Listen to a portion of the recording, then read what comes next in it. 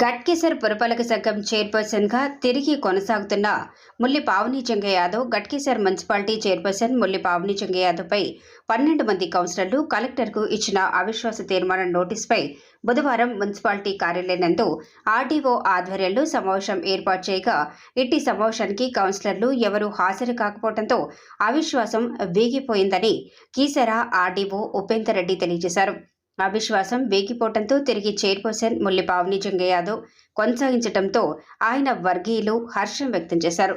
Ghatkesar municipal చైర్పర్సన్గా అధికారంలోకి వచ్చిన నాటి నుంచి మున్సిపాలిటీలో ఎన్నో అభివృద్ధి కార్యక్రమాలు చేపట్టి 2 సార్లు స్వచ్ఛ సర్వేక్షణ్ అవార్డులను అందుకున్న తొలి ఏకైక మహిళా చైర్మన్, అందరి ప్రశంసలు అందుకున్న చైర్మన్పై అవిశ్వాసమా?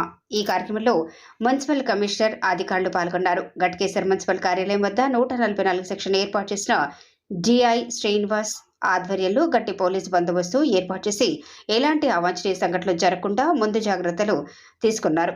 అవిశ్వాసం వీడిపోయినందుకు నాయకులు ఊపిరి పీల్చుకున్నారు. మీకు ఈ వార్త నచ్చినట్లయితే ప్లీజ్ లైక్ చేయండి, షేర్ చేయండి, సబ్స్క్రైబ్ చేయండి, గంట కొట్టడం మాత్రం మర్చిపోకండి.